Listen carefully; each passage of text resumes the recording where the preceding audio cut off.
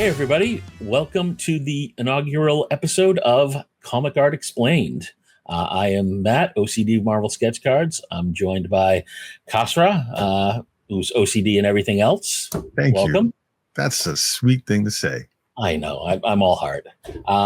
And this first episode, we're kind of focusing on character collecting. Yeah. Part of the reason is it's just this way to keep your sanity when it comes to collecting, not just in card art, really in any kind of art collecting, at least from our experience. You know, you can't have everything. So focusing down to something that you really love, it's smart for mental sanity. It's smart for your wallet. It's just the way to go. And we've been talking about it in the card art community for years now. We certainly didn't invent it. I mean, the concept of character collecting is as old as comics itself. And this feels like a good way to bridge the gap between the comic art fans community as a whole, a lot of which who probably don't have a lot of exposure to the card art world, and this crazy little community of us who are focused on the card art. So I think it'll be a great way to introduce those two groups. And you are a character collector yourself. So why don't we talk a little bit about why we do what we do? I know why you do it in the card world. The stay sane sentence that rang very true. Long gone are the days of just collecting base sets of cards, right? The platinum, that was a ride. So I know even for me, when I first started collecting comic art, I grabbed every John Romita Jr. and Bob Layton Iron Man page I could find. I grabbed every Bill Sienkiewicz like bathroom sketch I could, anything. It was just a grab for like 2 years. And then when I finally got past that contact high, the thing that I saw on Comic Art Fans, this is the mid 2000s, was character collectors. There's guys, Batman, Wolverine. There were some odd ones. There used to be a site that had like all the character collectors on it. Like it got odd. There were some really weird ones, like like wax on the back of Tigra. Weird. It was some crazy stuff. And I came across the character MODOK, and I'm like, no one is ever going to do a MODOK collection. And that's how that got started. And it's been fun. It's been so fun.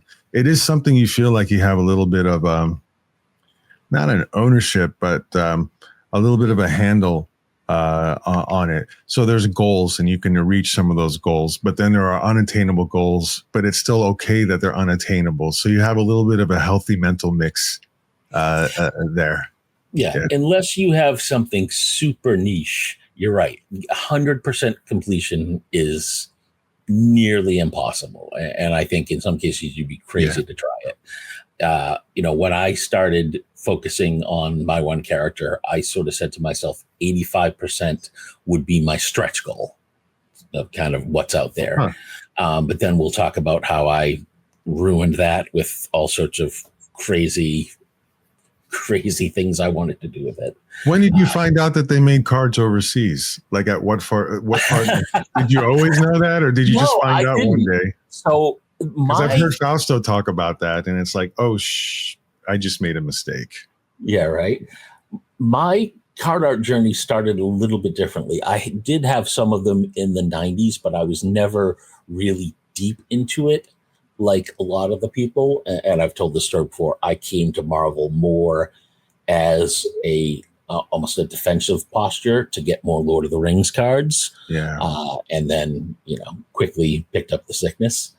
But yes, when just discovering, first of all, the international cards, gaming cards that came with toys. It seemed like every time I thought I was getting a handle on it and had a good checklist, something else would pop up. And yeah, it's madness. I want to say we should probably talk about my character, right? So drum roll. Who's your character? Yeah, right? Who's your character, Danny boy? Yeah, right. Danny Moonstar from Danny the New Mutants. Great character. Yeah, I I grew up on those comics. I was an X-Men Bronze Age kid. And I still remember I want to say it was either 83 or 84, when the graphic novel came out. Right. And it was the God Loves, Man Kills.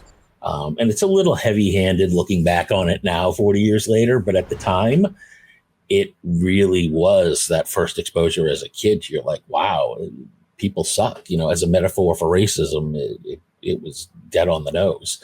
And it just really resonated as a kid. These characters, they were younger characters right around my age when I was reading it. So I loved it. And when I was looking for a character, I knew it was going to be one of the New Mutants. Cannonball was just a little too goofy for me.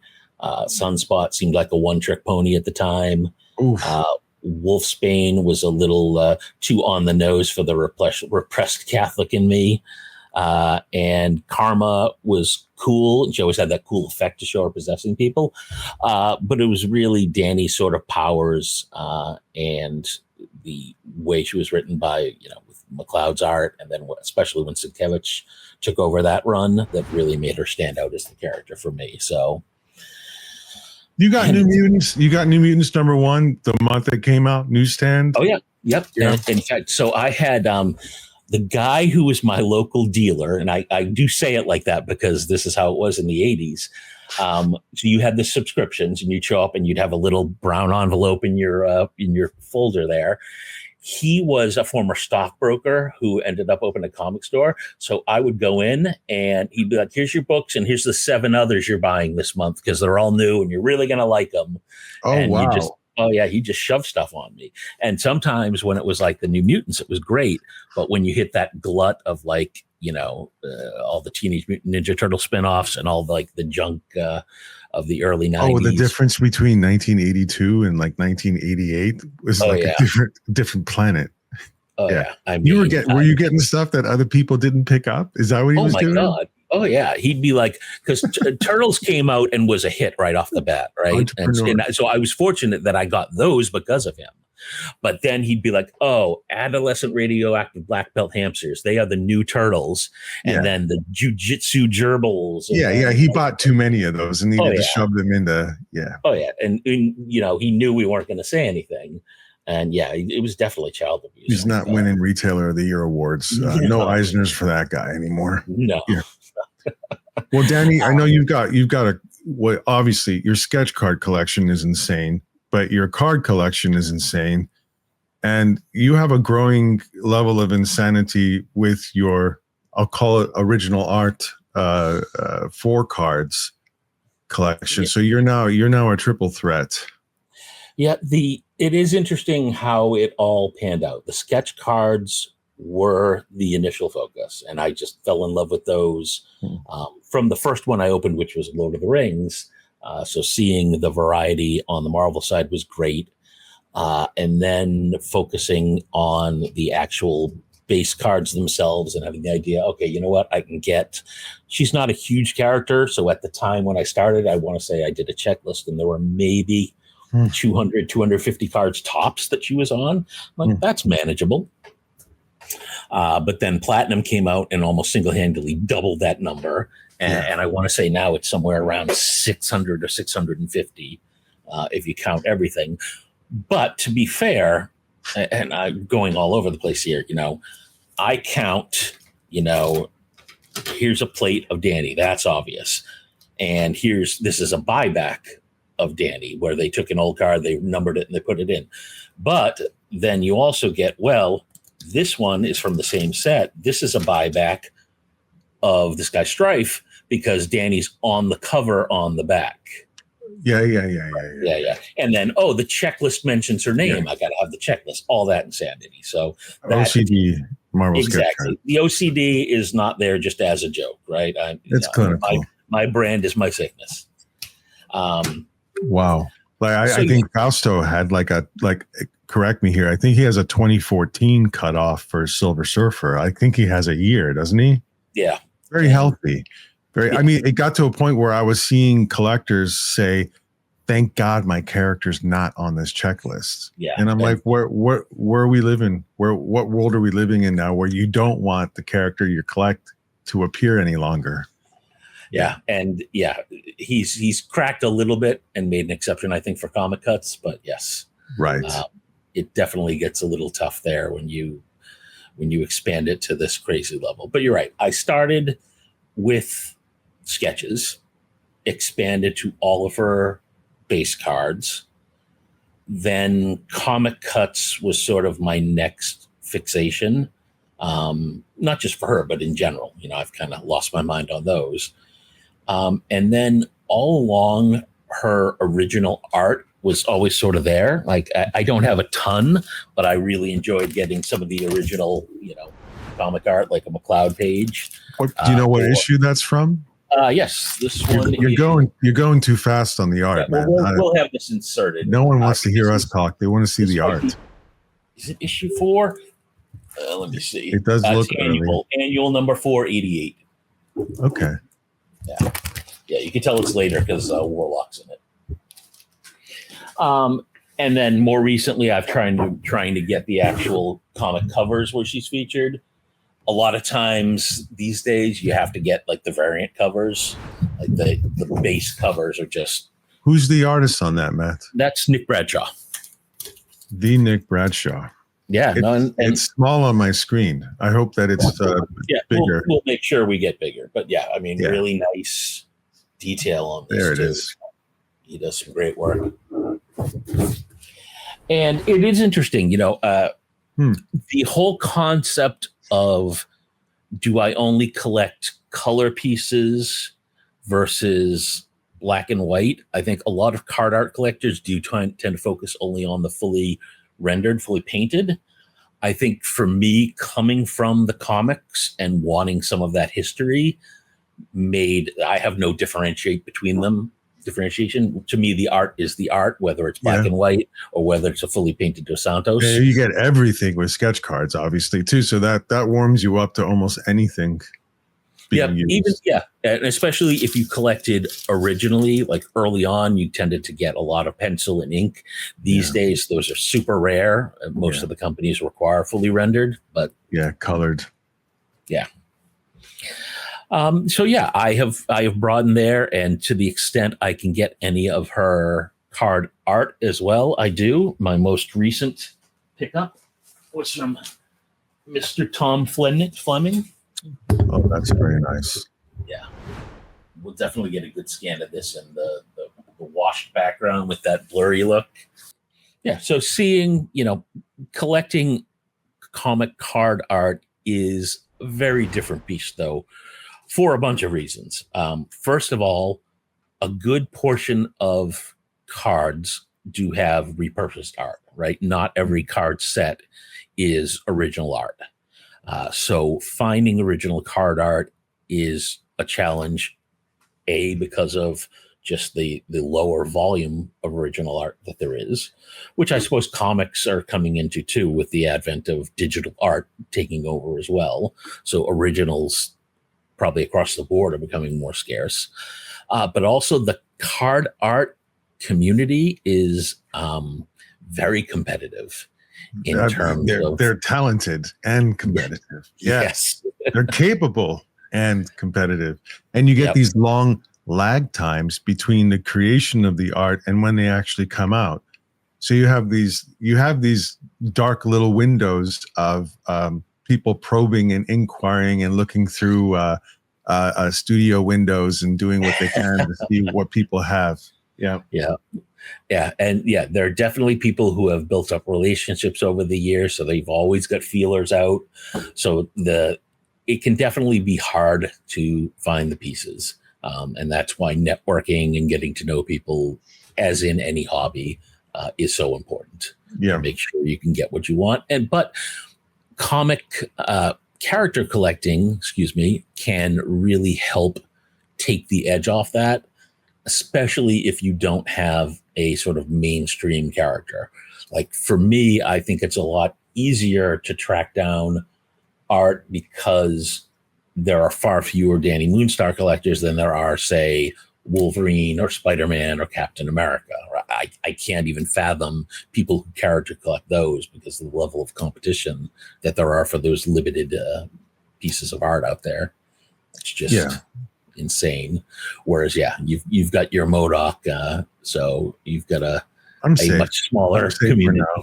Although we both know Silver Surfer's easy top 10, probably top 5 now after that trailer.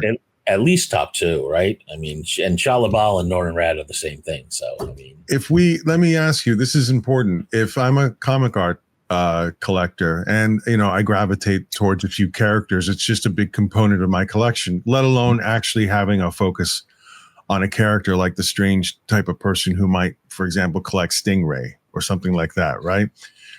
And I want to just take a look, like a broad look at where's my character appeared in cards historically. Is there one or two sites? Is there a place where people can do a search and get like an insane list of where that character's appeared? Sure. There are a couple good sites out there, and I know at least one app that's in production that'll hopefully be out in the not too near future. But for starting out, TCDB, Trading Card Database, is always a great resource. The only downside of that is it is community sourced. So depending on your character, not all of the cards may be represented, but you'll probably get a very good chunk there. That site covers everything. Yep. It's insane. Yeah. Jeff Allender's site, checklist site is another great one. That's nslists.com. So you can find a lot of characters there, especially if it's an obscure one. You can do some, really focused Google searches to only search on his site for certain character names. So that's a great resource. Honestly, you could just go to eBay and do a search and see some like, I like that image. I like that image. I like that card design and grab some stuff and hold it in your hand and go, oh, I'm addicted. Yeah. I mean, Google searches and then just spending a little money or on ComC. ComC was one I was going to ask you about. People can go and set up a free account there and open digital packs and trade. That's EPAC. Yes. Sorry. Oh, EPAC. Excuse me. Yeah. The Upper Deck EPAC. Yep.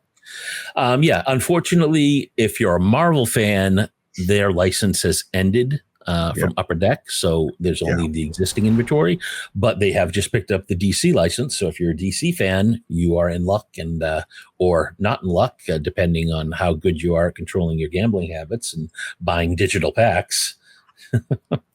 Yeah, the community is so cool too. If you get involved in the community, there's lots of like base cards people will send you if you're interested in a character or to help start a collection. You just have something basic maybe to trade back. So you can seed stuff pretty quickly. Oh yeah, and really, if you're going to character collect, getting involved in any community is going to be key, right?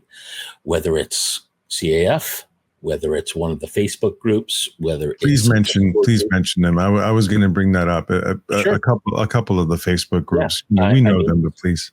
Yeah, I mean, I'm going to try not to do too much bias here, but I'll say that probably the three biggest are Marvel Card Collectors Worldwide. Got about 8,000 members. For buying and selling, they're definitely the top in terms of what gets put on there. The Marvel and DC Trading Card Group, up to about 3,000 members coming along. Marvel Cards just crossed 10,000 members. Yeah. And Kyle is one of the mods over there. Absolutely love him. Got to meet him at OAX. They're a great group as well. Each group has slight differences, and so you can get a different flavor in each. There's no one that's better than the other. I'm an admin in one now. I was an admin in MCCW for 4 years. I've been in Marvel Cards for 8 years. There's nothing bad about any of those groups. And you just go there, you'll figure out which is your flavor. And no matter which one you're in, engage. I can't stress that enough. Make an intro post. Once you've made that first post and dipped your toe into the community, you'd be amazed at how easy it is to start interacting and making friends. So there's my shameless plug. And we're obviously going to be featuring I'll just say, so Matt doesn't get in trouble. A lot of my favorite people here short term, like Matt and Graydon and Fausto, many others, Lewis, Alonso, and their channels. And it's your channels that got me orientated quicker than it was so confusing and overwhelming. But your channels were incredibly informative and orientating. And you get the bug or you don't. Honestly, there's just this huge world of incredible, often like painted, beautiful single and two figure art out there that has been kind of been secret a bit to the published comic art, paneled page art community. And, you know, we end up with Tony Perna at OAX. He just sent me this. I should say, Tony, I haven't even emailed you yet. That's how busy I am. But thank you. I love you. And, you know, and Simone Bianchi and incredible artists like Dan Dos Santos doing Marvel masterpieces, and Dave Palumbo and Mr. Grego, who just did it, and all the ones that came before Bianchi and Jusco and so many others. It's just an astounding amount of beautiful art. So no matter how you collect, you know, cards, and character collecting is just a great way to do it and preserve your sanity on so many levels. And speaking of character collecting, we are going to segue over to one of our favorite character collectors who's out there. His name is Graydon, Last Pack Magic. I think you have a piece of his art, don't you? I do. He's an artist too. He's an outdoorsman. He I don't know what's the equivalent of the Canadian like Central Intelligence. He has a little bit of that vibe. Oh, there you go. Man of mystery. He's a man of mystery for sure. He's the Canadian Austin Powers. There we go. Yeah. So with that, let's hand it over to Graydon and his amazing Sabertooth collection. And I will see you guys all on the other side. Take it away, Graydon. Thanks a lot, Matt. I appreciate the opportunity to get to share this collection with you guys. My name's Graydon Creed. I'm the owner of the Last Pack Magic channel. I'm a comic book and Marvel card collector. The collection I'm going to share with you guys today is something that I'm really proud of, something I've put together over the course of years. It's compiled of comic book images that have translated into card art, original card art, and a lot of really interesting sketch cards that I've pieced together over the years from artists that I'm a huge fan of. I'm a Sabertooth collector. I'm really passionate about my collection. I like spending my time outside. I like collecting my character who's also associated with the outdoors. And I hope that you guys appreciate what I've put together and curated. I haven't shown everything I have, but the pieces that I've put together, I think really show the collection in a light that gives homage to the writers, the inkers, the pencilers, the artists in general. So I hope you guys enjoy.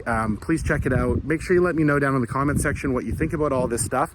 And thanks a lot for giving me the opportunity to share with you guys. Take care.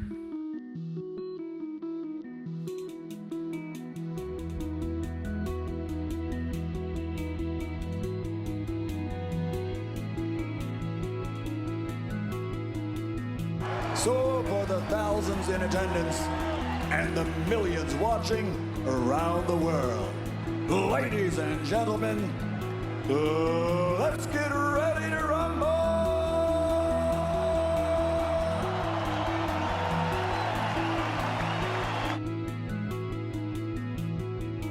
It's the left hook that is so devastating, a tremendous left hook going to stop Ali. Here we go, Ali quickly across the round.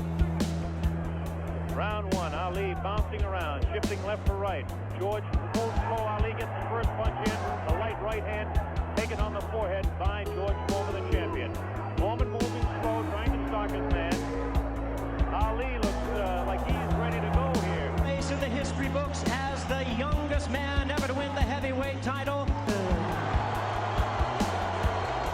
As we head for the bell. They continue to go after the bell. Like the overachieving warrior that he is. Oh, down goes Tyson. Evander Holyfield is letting it all hang out. They continue to battle after the bell. It's such a frantic pace, and you pointed that out. Look out now as they come together. Again, the headbutt. That one buckled Tyson. I mean, Tyson actually got a headbutt and hurt. It's the second time of the fight. Tyson when they come together. Now see, they both came together. Nobody, see, look at that. Look at that. It's almost as if he got a resounding head blow.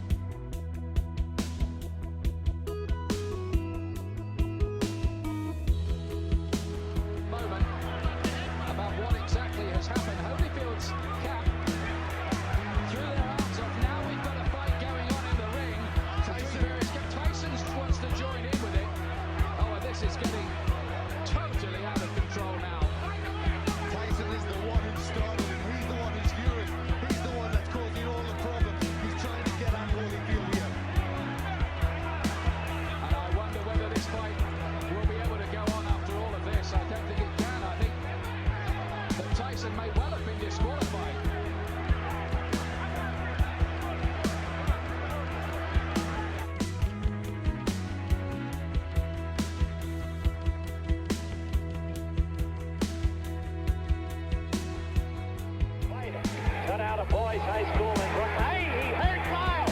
Ali cuts to Lyle. Lyle is in trouble. He hurt him with a left. Lyle went back against the ropes. 11th round action. And Ali in command. Lyle's eyes are glassing. He's staggering. This time Lyle is ready to go. Look at that. Muhammad Ali. This is Muhammad Ali. Even at 33. Suddenly from nowhere. The left cuts to Lyle. Sent him back against the ropes. Ali in total command. Being separated now. The fight is stopped.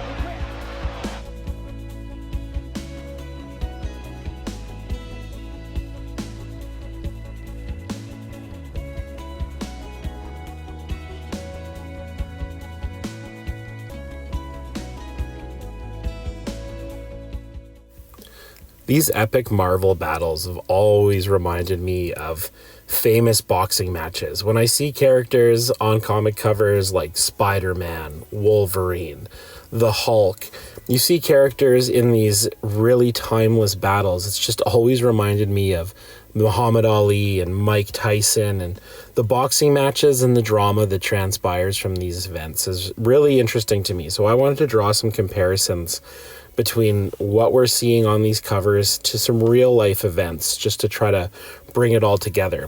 I've displayed these cards and these images and these sketches in a way that really bring everything together and celebrate the imagery on these comics. I'm a big fan. I love the 9.6s just because, you know, there's nothing visibly wrong with these comics. They grade so well and they're an incredibly affordable price for a slabbed product. I love having them in my collection. The Sabertooth stuff has been super fun to put together. Some of these cards that you've seen are pack pulled.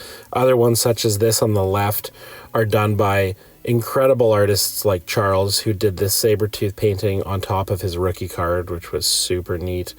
This is a classic example of a Sabertooth book, the very first appearance, the very first one.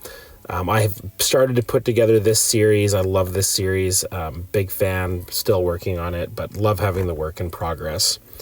This next one is the slashed covers here from Fleer Ultra Wolverine, which I'm a big fan of. I like this insert because they're all the Sabertooth covers that I enjoy. The claw cut covers are really neat. And then I always wondered where they came from, and then a friend of mine told me that they came from this book. That was where the idea came from, so I thought what a cool thing to have put together as a display piece. So that's what you're seeing here, and just another fun thing that was in Fleer Ultra Wolverine for us to collect. I hope you guys enjoyed Fleer Ultra Wolverine as much as I did. At this point in the video, I've shared with you guys my comic book portion and kind of the cards and comic clippings that are associated with it. The comic books for me, I collect a 9.6 graded CGC comics. I'm not preferential to CGC. That's just sort of what has been the most common grading company around for these comics. So that's why my collection is comprised of so many of them. I love Sabertooth covers. I love the books. I love having them as a display item. I like having a raw copy to read as well. So for those of you that are wondering why all graded, well, I have raws as well that I enjoy going through. I read a lot of comics online as well, so I get to come with me for portions of my work, for travel, when I'm reading on the plane, things like that. So that was the comic book section of it. I really hope you guys enjoyed that. I really enjoyed putting together those pieces, bringing them outside. When you bring them outside off your display case and show them, you get to curate your own collection right in that moment. And that's one of the funnest parts of this, is creating your museum style collection. And I really hope you guys enjoyed. I'm going to continue on now and show you guys some sketch cards from my collection, as well as a few other items. So thanks a lot.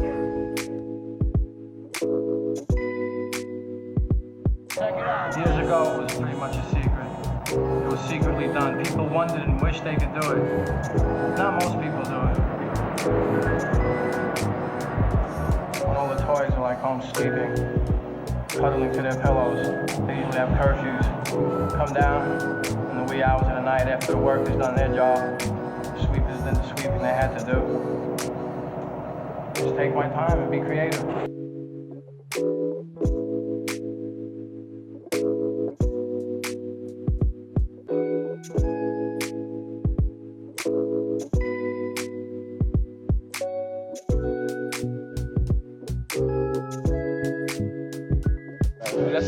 That's the first. That's about the third scheme piece I did this year. And that's the TikTok I did in Gun Hill. What'd you do last night? We did 2 whole cars. It was me, Dez, and me 3, right? And on the first car in small letters it said, "All you see is," and then big, black silver letters it said, "Crime in the city," right? It just took up the whole car? Yeah, it was a whole car and shit. Then it was a scroll, like one of those scrolls. Then on the next car it was a scheme and had a cop character, shit, police nigga with a stick, a badge. What did?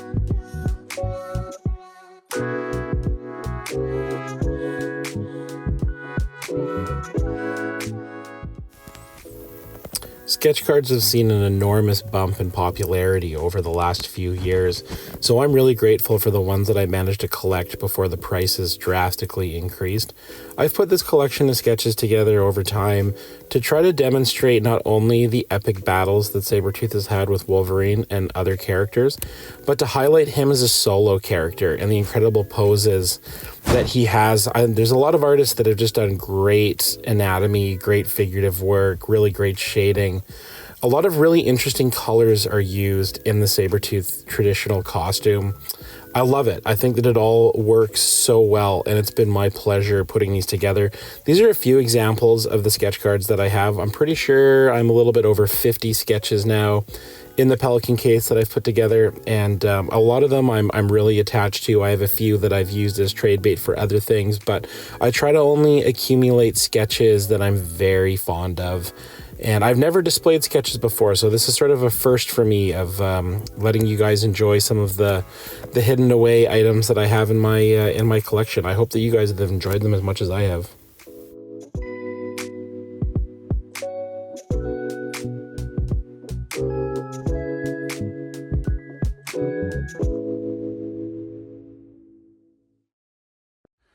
next section of this video, I'm going to show you guys some of my Marvel card collection. I really enjoyed sharing the comics and the artwork from that. And some of these cards you do see comic art translate over to. Some of the cards are really unique and have original art for them. I have a real passion for collecting cards. I have a beautiful collection of stuff, Sabertooth related, that I've put together. And I hope you guys enjoy it. Let me know in the comments what your favorite card out of all this is. And I would really like to share more of it with you. And you can check it out at my collection on Instagram. All right, guys, enjoy.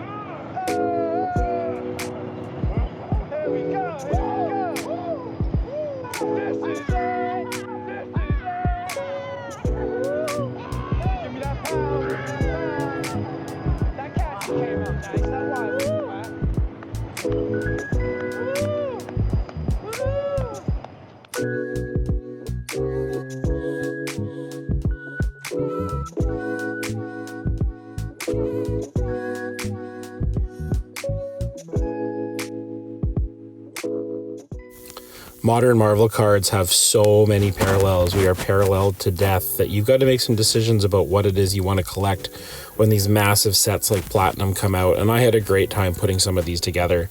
These amber crystals look great. The seismic golds look amazing. The one of ones, really big fan of. Love the autos, love the high series. Had lots of fun with this one. This was a bit of a chase that I'm still in the middle of. I'm not really stressed out about it, but just having fun.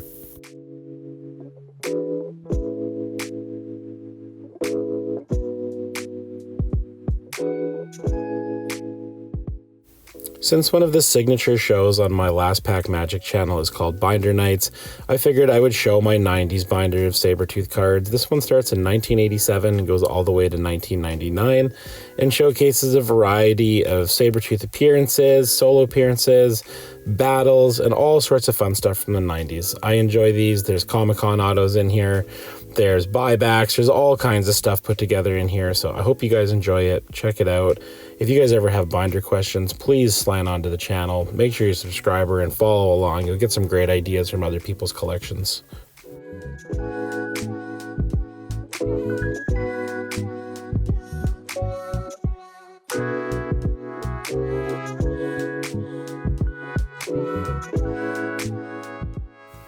For those of you that collected cards in the 90s, I'm sure you remember checklists. I include checklists in my binders because they have Sabertooth's name that appear on the card, and I just love them. I think it's a great way to add some unique items to your binder and make it look really cool. Well, that's the conclusion of the Sabertooth collection for today, guys. I want to thank Matt Fuller and Cassera for giving me the opportunity to showcase this collection that I've been working on for years and years, it seems like. I really hope that you guys got something out of this and enjoyed the way I curated my collection. I like to think of my collection as a museum, with a museum catalog of cards, comics, artwork, figures, things along those lines. So if you guys want to follow along with me and see more of this Sabertooth collection, you can follow me on Instagram. I've included all of the links at the Sabertooth PC. I also have a YouTube channel called Last Pack Magic where we have binder nights, we open up product, and we chat Marvel cards. So I really appreciate you guys all joining along. I hope you enjoyed this video and brought to you from the beautiful outdoors of the Pacific Northwest. Everybody take care, enjoy your collection, and thanks so much for checking out what I have. Take care, guys. Bye. Thanks, Graydon. Fantastic summary there. Always great to see your Sabertooth collection. Just the way you have the comics, the cards, the outdoor vibe. Love seeing your stuff. Thank you so much. As we continue to talk about character collecting, we're going to stay on the darker side of characters for now, and we're going to move from Sabertooth over to Ghost Rider. We have Shane is going to interview William, aka the Rider 95. He's going to talk about how he got into Ghost Rider, his cards, what he loves about it, all that fun stuff. Super excited for you guys to see this next section. So here we go. Take it away, Shane. Hey, thanks, Matt. I'm here with William, Spirit of the Cards, the writer. And we're going to be talking about character collecting, specifically Marvel card character collecting. And, well, let's get started. So, William, you and I know each other. We've been hanging out online quite a bit. And, I've gotten to know you. And, man, what an amazing Ghost Rider collection you have. So, first question I have for you, man, why Ghost Rider? It all comes down to my dad, basically. He's the one that took me to go see the Ghost Rider movie when I was a kid. And that movie pretty much changed my whole world. I mean, after I saw that movie, I honestly didn't know anything else about Ghost Rider. So I looked at, I actually went online on like eBay and I looked up Ghost Rider and literally cards popped up. I didn't know they existed. So I looked at that. And then after that, I went to the comics and, read the comics and stuff. And just Ghost Rider's just, he's so unique for being a human. And it's an aspect of the human and the spirit who's trying to, control basically his soul. And whenever, vengeance, basically whenever evil happens is when he turns into the Ghost Rider. So a lot of it came down to, it was one of my first like superhero movies. I went and saw a movie with my dad. So that's awesome, man. So you went and saw this movie with your dad. You're inspired. You love the movie. What was your first Ghost Rider card? My first card, 92. It was 92 Marvel Masterpiece. The Ghost Rider card was my first card. Right on, Jusco, right? Yep, Jusco, yep. That's amazing. Do you still have the original card that you got? I do, but it's not, I don't have it with me right now. Yeah, I do. Yeah. I do. That's awesome. So I'm a Wolverine collector. I still have the original Wolverine card that got me into collecting Wolverine all these years later. Oh, nice. It's beat up, man. It's been through the ringer, and I will never get rid of that card. I love it, right? Yeah. It's worthless, right? Not worthless, but, it's the 91 Marvel Universe Wolverine. And this thing is just beat up, but gosh, what emotional attachment I have to that card, because that started, essentially what I have all around me, right, in this room. So you got into the movie, you got your first card. How hardcore did you get into collecting right away? Did it take a little while to simmer, or did you just jump head first in and just start grabbing everything you could? So before I did Marvel cards, I did sports cards for years and years, probably like 7-8 years. And then basically when my grandpa died, I stopped, because me and him used to talk about, sports all the time and all that stuff. And after that, I just didn't have any, I still love sports, but I don't collect it anymore, just because, me and him used to collect cards all together. Like me and him used to do it all. And when he passed away, I didn't collect for a while until honestly about COVID. Once COVID happened, I wanted to choose a character, and I was like, okay, well, Ghost Rider has always been my favorite Marvel character. So I'm like, you know what? I love it. I love his artwork, love his backstory, love everything about it. So I'm like, you know what? Let's just go basically in deep as possible as I could. And that's pretty much what I did, is I just bought and bought and bought and bought. And now it's the collection I have now. Well, let's talk about that collection you have now, right? You started with the Jusco 92 masterpieces.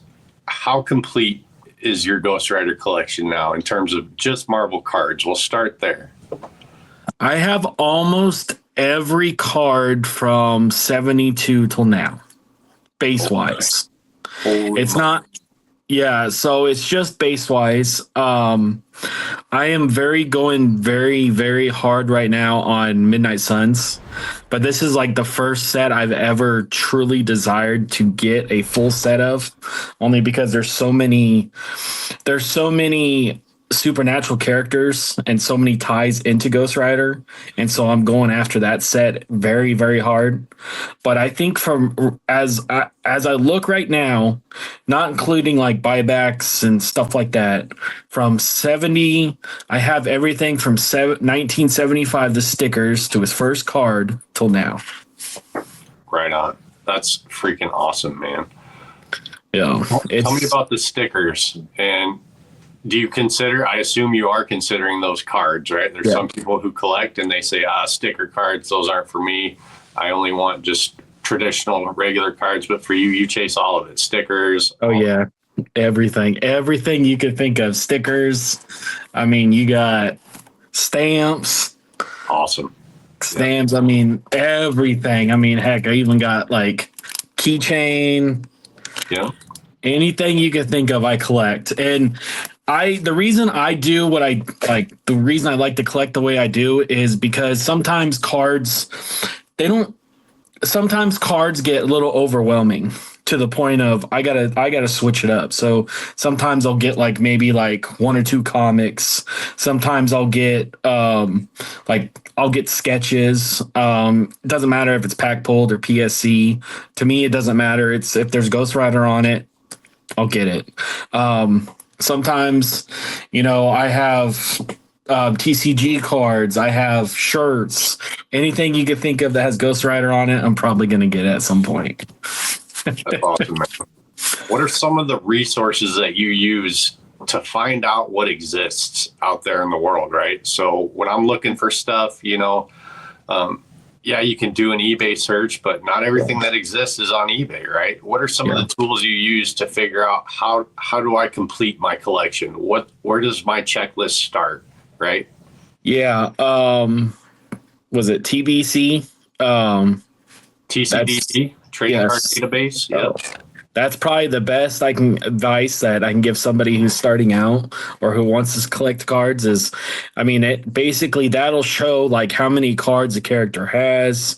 Now it is also a little different because it's not always completely accurate because there are cards that are missing. Like there's foreign cards that are missing. There's some stickers that are missing. I'll come across stuff on eBay that I'm like, okay, I've never seen this card before. Yeah, for sure. So, that happens. I even go on like Amazon. I literally go on Amazon and I look up like Ghost Rider, like merchandise and stuff like that.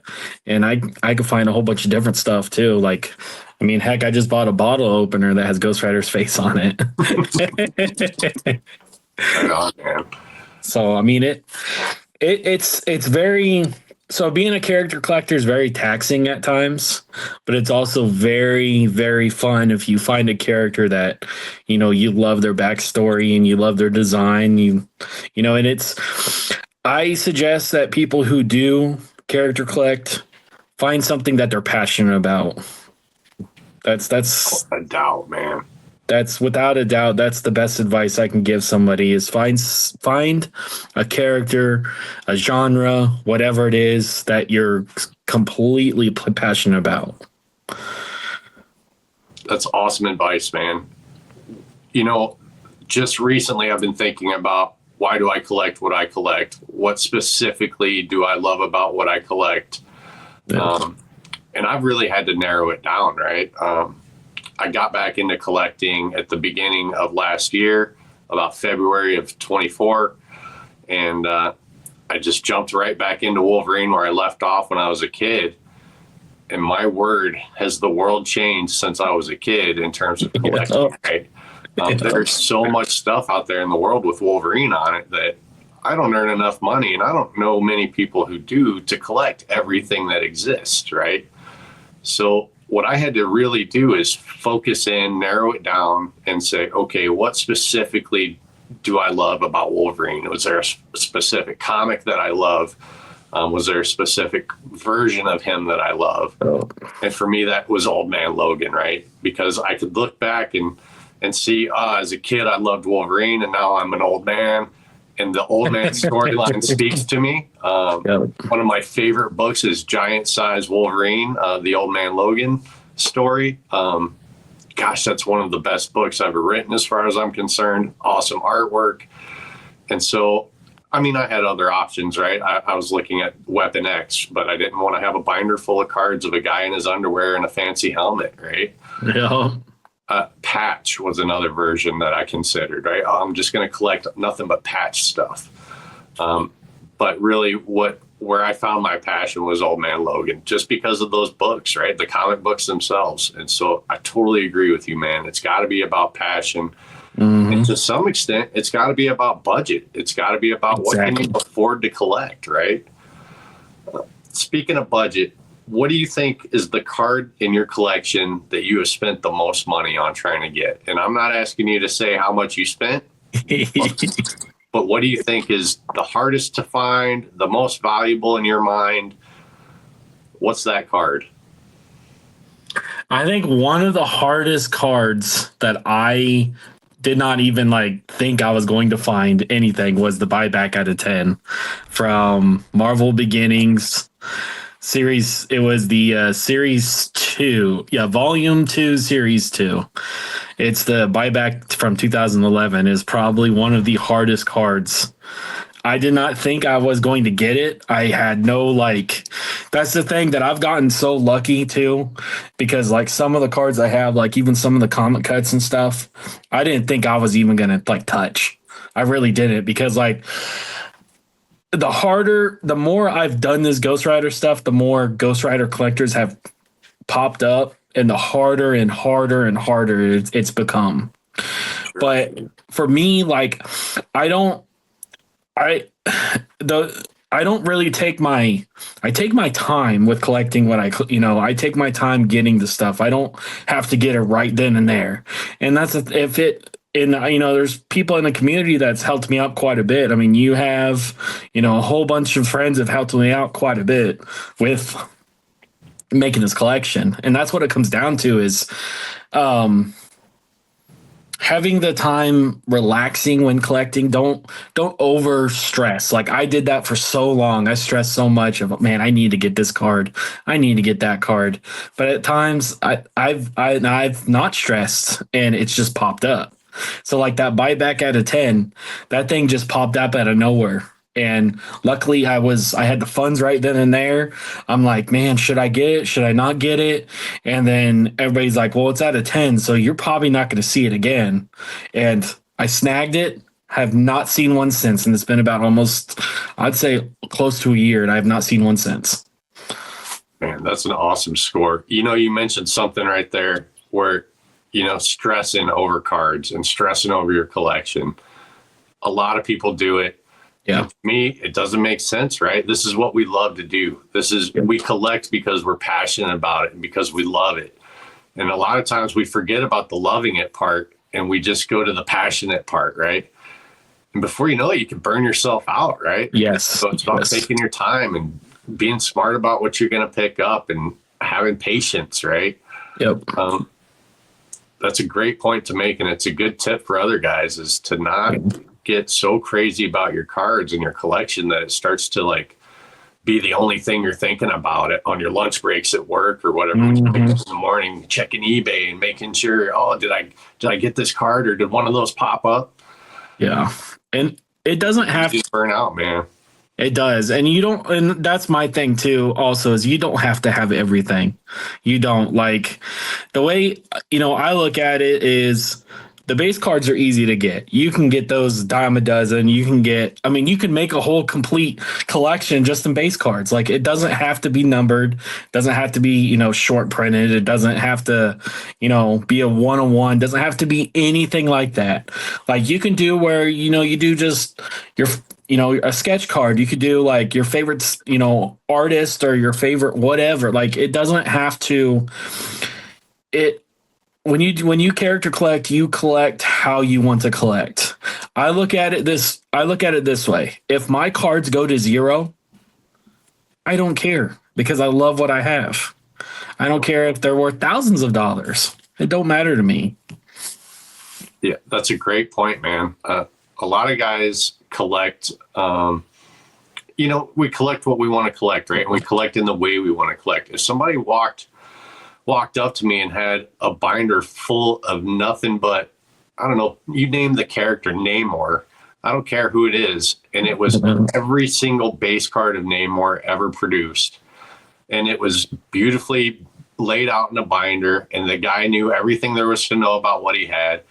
And he could talk about it in depth and tell me about the story and tell me about the art on the cards and tell me about the sets they came from. Dude, to me, that's just as impressive as a one of one, right? Yeah. Because the guy has done his research and he knows what he has and he knows what he's talking about and he's done a good job of collecting it. And that might be the only thing in the world that he collects, right? Is just base cards of Namor and that's it. To me, that is incredibly impressive, man. Yeah. It doesn't have to be a binder full of everything ever made of Namor, right? We don't have to have Namor's trident sitting in the collection, right? Yeah. That's a great point to make. And when it's a collection like that, when it's a character like Namor, say, and here I am picking on Namor, I'm sorry for any Namor collectors out there. You know, being intelligent about what you collect is part of that budgetary thing as well, right? Some people can't go after those one-of-ones. Some people can't afford those printing plates, right? I struggle to afford a lot of the things I try to collect, right? And I have to be really intelligent about, well, what can I do that's going to be cool and unique that doesn't necessarily have to be a one-of-one. So you mentioned earlier about artists, man. Who's your favorite Ghost Rider artist? I've said it before. It's Mark Texier is my favorite artist of all time. The 1990 Ghost Rider #1 that has basically it's the beginning of Danny Ketch's, solidifying him as the Ghost Rider. That Javier Solteris did the cover, and then Mark Texier did all the inside. He did all the penciling and the inking and stuff. He's my favorite artist of all time, just because how unique his work is. It's very like painterly and stuff like that. He did the 1992 Ghost Rider, the comic images, or no, not comic images, sorry, but the Marvel Universe. And that's probably one of my favorite cards of all time. That card when I was a kid too was unique, very unique too when I was a kid. Like that's honestly that's a way you can collect too. You can collect by just artists. You don't have to have OA and stuff like that. You can collect by the comic or you can collect by the cards. Like doing and it doesn't have to be your character too when you do an artist thing too. You could do it differently where you just collect the artist and that's it. Yeah. It's so unique of how you can collect cards. Like you were saying with Wolverine and stuff, and I'm saying like with Ghost Rider, you can pick your favorite iteration too. You can go that route where, you're doing Old Man Logan. Like with Ghost Rider, you can do Cosmic Ghost Rider, you can do Alejandro Drones, you can do Vengeance, you can do Danny Ketch's Ghost Rider, Johnny Blaze's Ghost Rider. It's so unique on when you character collect, the way you can do it on how many iterations you can have, and you can just pick your iteration. You don't have to pick the high dollar, if you're collecting Spider-Man, you don't have to pick just, Peter Parker. You can pick Miles Morales or whatever. Yeah, man. You can even go as far as, it can be any Spider-Man as long as it's this type of image. I want him swinging on his web, and that's the only kind of images I'm going to collect of Spider-Man, right? Yeah, yeah. It's whatever suits you, whatever you like, whatever you love. And that's the best part about collecting, man, is those are the things that can make your collection unique from everybody else's collection in the world, right? And you don't necessarily have to spend a fortune to get there. You have to be intelligent, right? You got to be able to research and look these things up and ask for help when you need it. Yep. So that's the next thing I was going to ask you about, man. And I wanted to talk a little bit about when I got back into collecting. For me, despite all the awesome stuff I've managed to find with Old Man Logan on it and Wolverine and all this stuff, for me, the best part has been the friendships I've made, man. Yeah. Donnie, Raj, right? Graydon, all these kind of guys that I never would have met outside of what we're doing here, right? We all live in different states, different countries. When we start bringing in those Canadian guys, you know, that is one of the very best parts. And to me, it's the reason I'm still doing it, I think, is because it's like a support group, right? Oh, yeah. You get to this point where you get to know each other, and now it's not just about collecting cards. It's about friendship, right? It's about venting when you're pissed off about something and you had a rough day at work or whatever it is, right? And there's a ton of value in that, right? And that's, to me, what keeps me going is I've managed to find these friendships. And, you know, if I'm looking for a specific card, I can ask, you know, you guys and say, hey, there's something I'm looking for. Where should I look? Or do you know who might have it? And at the same time, now my friends are looking out for me saying, hey, man, I saw this Old Man Logan card. It's cheap. You should go after that. Here it is. Here's a link. That's one of the best parts about what I think we're doing as character collectors, man, is we're building these friendships. We're establishing something that goes a lot further than cardboard and paper and top load. That's far more valuable to me than any one-on-one, than any printing plate, than any parallel. And dude, I'm glad to call you a friend. Yeah. It's nice. It's nice. See, you know, this community, this card community, it's great. It really is. Like you said, I wouldn't even known you. Like, I wouldn't have known anybody, really. I mean, because people around me, you know, my town and all that, they don't care about at all about cards and stuff like that. You know, my wife doesn't care about them. I mean, I show my wife that, hey, I got another Ghost Rider card, and she's like, okay, honey. Like she don't care. I mean, so it's fun being able to like say, even like a base card, you know, that's the coolest thing about these artists make this original art for these cards, or even like comic images for these cards. To me, it's so unique because even in the comic images, you know, you got a big thing you got to dumb down into a card, and you have to make it, you know, precise enough that it doesn't look bad, like it doesn't look squished or stretched out or anything like that.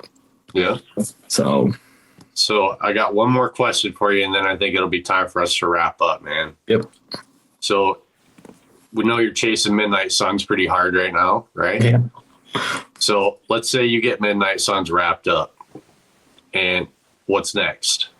I have no idea. What does the future look like for Spirit of the Cards collecting Ghost Rider stuff? What are you thinking about next? How are you going to make your collection more unique than it was? Sketches. I think that's another. I think that's the next step is sketches, and it doesn't have to be pack pulled. It could be from, you know, an artist, a PSC, or it could be whatever. But I think sketches are the next. The Midnight Sun stuff will take a while. It'll be time consuming. It already has, but it's also fun. It's fun because the thing is, like, with this art and stuff, it's so unique. I don't care if it's the same Ghost Rider. I don't care if it's the same image. I'll have 30 or 40 of them for all I care. I just, and that's what I think that's the unique part about doing this too, is it doesn't matter. You can have 20 or 30 of the same card. And I think that's the next step to make my thing more unique, collection more unique, is sketch cards. I think that's the next step. That's awesome, man. And what a route to go, right? To me, a sketch card is original art, right? And exactly. It's irreplaceable. And so for every sketch card you add to your collection, that's an image that nobody else has. And that makes it unique, right? What an awesome route to go, man. Well, I think that's our time, man. Thanks for chatting, and I appreciate it. And it's been awesome seeing you again. And man, you got anything else you want to add before we give it off back to Matt? All I can say is enjoy what you love. Right on, man. I agree. All right, back to you, Matt. Thanks. Thanks, Shane. Thanks, Ryder. Love hearing about your Ghost Rider experience and seeing all that great art there. Can't thank you guys enough. I also can't thank you guys for sticking around and watching this episode. Hope you've enjoyed it. Going forward, we're going to be doing episodes that'll cross a wide variety of topics. We'll have more collector interviews, certainly, but we'll have artist interviews, hopefully interviews with card creators, whether it's Upper Deck, whether it's hopefully Topps Fanatics, but also indie producers that we really want to get people introduced to. We'll have displays, people showing off their collections, inserts like sketches, comic cuts. We've got tons planned, and we hope it's going to be entertaining to all you guys. So again, thank you guys for coming. You guys, don't be a base. Don't even be a chase. Every one of you is a 101. So act like the GOAT you are, and I'll see you guys next time.